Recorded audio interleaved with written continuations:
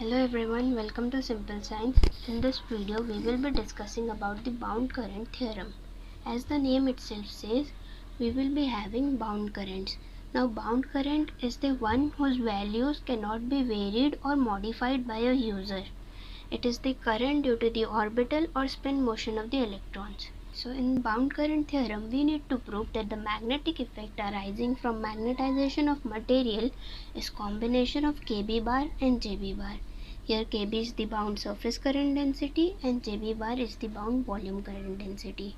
So basically we need to prove that A bar, that is the magnetic vector potential, is sum of the effect due to Kb bar and the effect due to Jb bar. We need to prove this. Consider a magnetized material to be placed in XYZ axis. Here we need to find the effect this magnetized material is producing at point P, or to frame it better, the magnetic vector potential at point P due to this magnetized material. Here r prime is the position vector from origin to the magnetized material and r bar is the position vector from origin to point P, whereas r naught can simply be written as r bar minus r prime. Okay, so consider volume dv prime to be magnetized bar. The magnetization is denoted by m bar. Consider a volume element, a small volume element in this magnetized body. This is the magnetized body having magnetization m bar. Now we are considering a small volume element in this body, that is dv prime, and we will see the effect due to this volume element at point P. So the magnetization due to the volume element can be written as m upon dv prime. Here this small m is the magnetic dipole moment.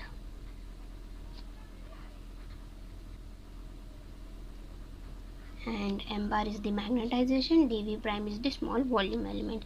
This can be written as small m is equal to capital M into dv prime. Okay, remember this equation.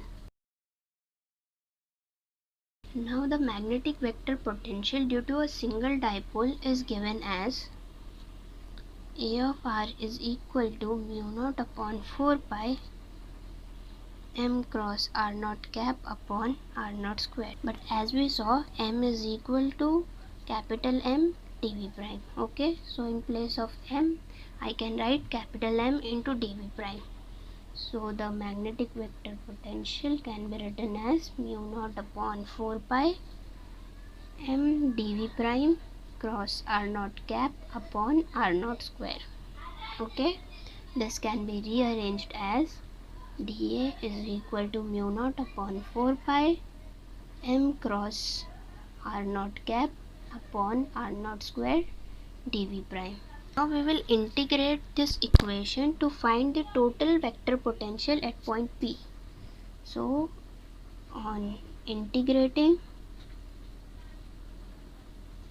we get this term dA will become A and this whole term will be integrated. So A of r is equal to integration of mu naught upon 4 pi m cross r naught cap upon r naught square dv prime.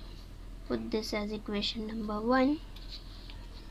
Now here comes a property which says that del of 1 by r naught is equal to r naught cap upon r naught square. Now here in this equation I have r naught cap upon r naught square. So simply I will substitute this value. So the equation becomes A of r is equal to mu naught upon 4 pi is constant. So take it outside. Integration of m cross del of 1 by r naught dv prime. Okay, put this as equation number 2. Now here comes our rule. Now rule 1, which says that del cross m by r naught is equal to 1 by r naught del cross m minus m cross del of 1 by r naught. Okay, As you can see in our equation, we have this term. Rearrange this as m cross del of 1 by r naught is equal to 1 by r naught del cross m. Take this term this side, minus del cross m by r naught. Okay, I have simply rearranged the term so that I can get the value and I can substitute it here. So in place of m cross del of r naught, I can write 1 by r naught del cross m minus del cross m by r naught.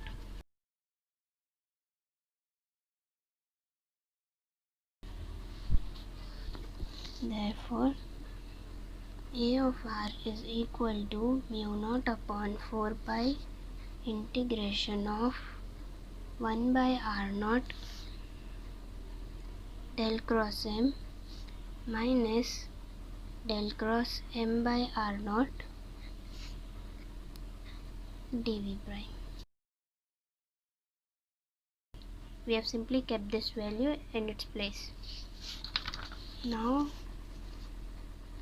rule 2, which says the volume integral of del cross m by r naught dv prime is equal to minus of surface integral m by r naught cross n cap dA prime.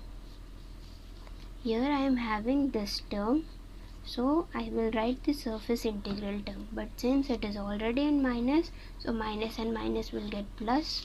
The equation will become A of r is equal to mu naught upon 4 pi integration of 1 by r naught, this is volume integration, del cross m dv prime, plus this will be substituted, so the surface integral m by r naught cross n cap dA. Put this as equation number 3. Okay, so we have got a volume integral term and a surface integral term. Now the magnetic vector potential due to volume element is given as A of r is equal to mu naught upon 4 pi j by r dv. Since volume is in 3 dimensions, so I will write 3D and put this as equation number 4. Now the magnetic vector potential for surface integral is given as mu naught upon 4 pi integration of k by r dA. It's in 2 dimensions, put this as equation number 5. Now the magnetic vector potential due to line element is mu naught upon 4 pi integration of I by r dl. Put this as 1 dimension and equation number 6. Now on comparing the fourth and fifth equation with equation number 3, you can see this was the volume integral term and this was the surface integral term. The volume integral term and surface integral term can be written as j having value del bar cross m bar and kb bar having value m cross n cap. See here, this term was kb bar and this term was jb bar.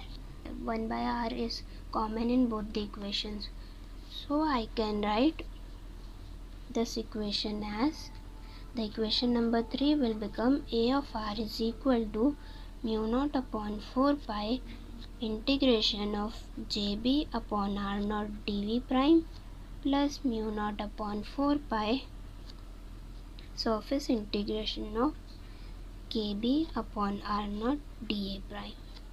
So this is what we needed to prove, as we earlier said that the magnetic vector potential at point A should be the sum of the effect due to kb bar and jb bar. Clear that the first term is the effect due to jb bar and the second term is the effect due to kb bar.